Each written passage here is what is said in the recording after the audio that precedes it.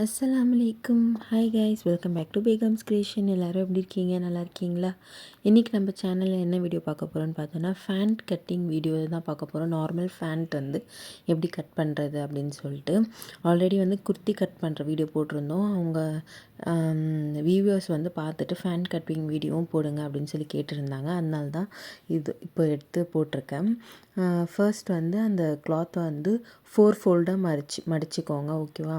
2 cloth 2ஆக மடித்து அதுக்கப்புறம் இன்னும் 2ஆக அந்த மாதிரி நம்ம குர்த்திக்கு எப்படி மடிப்போமோ அதே மாதிரி மடிச்சுட்டு அளவு துணி இருந்துச்சுன்னா அளவு துணி அது கரெக்டாக அந்த ஃப்ளீட்ஸ்லாம் வைப்போம்ல அந்த இடத்துலேருந்து லென்த் வரைக்கும்.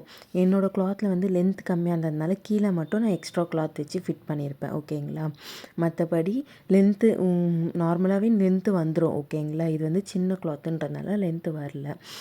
அதே மாதிரி அப்படியே வச்சு கரெக்டாக என்னென்னா அந்த கிளாத்தில் எந்த சுருக்கமும் இல்லாத மாதிரி கரெக்டாக ஃப்ரீயாக விரித்து வச்சுக்கோங்க. வச்சுக்கிட்டு அப்படியே நான் இதில் மார்க் பண்ணுற மாதிரி அப்படியே ஹிப்பு மார்க் பண்ணி அந்த ஃபுல்லு கர்வ்லாம் மார்க் பண்ணிக்கோங்க. இந்த சைடில் மட்டும் நான் இது இங்கே போட்டிருக்க மாதிரி இந்த மாதிரி கர்வாக மார்க் பண்ணுங்கள்.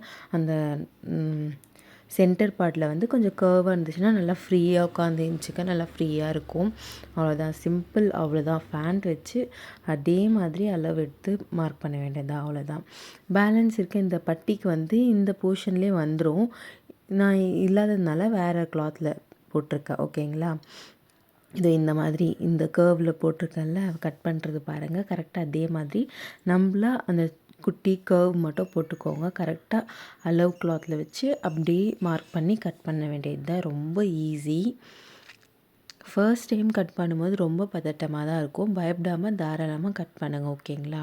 இந்த எக்ஸ்ட்ரா கால் லென்த் வந்து கம்மியாக இருந்துச்சுங்களே அது வந்து எக்ஸ்ட்ரா கிளாத் வச்சு நான் அப்படியே கட் பண்ணிக்கினேன். ஓகேவா? மடித்து தைக்க வந்து கீழே ஒரு ஸ்கேல் விட மாதிரி இருக்கும். அதுவும் விட்டுருங்க.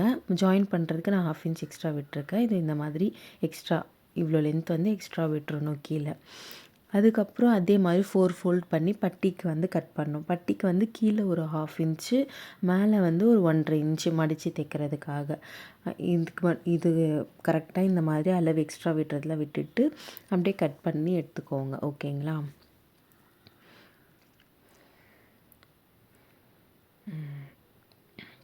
அந்த தையலுக்கெலாம் எக்ஸ்ட்ரா விடணும்ல அதில் மட்டும் கரெக்டாக பார்த்து எக்ஸ்ட்ரா விட்டுருங்க. அவ்வளோதான். மற்றபடி இது வந்து ரொம்ப ஈஸி, பேசிக் தான் இது. ஓகேங்களா? அப்படியே கட் பண்ணி இப்போது வந்து ஸ்டிச் பண்ண வேண்டியது தான். ஃபஸ்ட்டு வந்து இது வந்து ஒரு சைடு ஜாயின் பண்ணிக்கோங்க.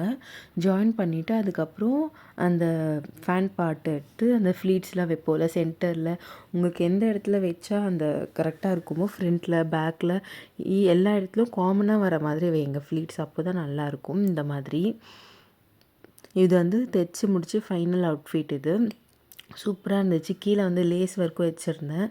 நான் இதோட குர்த்தியும் வந்து லேஸ் ஒர்க் இன்னும் பண்ணாமல் இருக்குது. அது பண்ணிவிட்டு நான் அதுவும் ஷேர் பண்ணுறேன். சூப்பராக ப்ளெயின் குர்த்தி, ப்ளெயின் ஃபேண்ட்டு. அதனால கொஞ்சம் சூப்பராக இருக்கட்டும்னு சொல்லிட்டு இந்த லேஸ் வச்சு நல்லா க்ளாஸியாக சூப்பராக இருந்துச்சு. Thank you. This is Begums creation.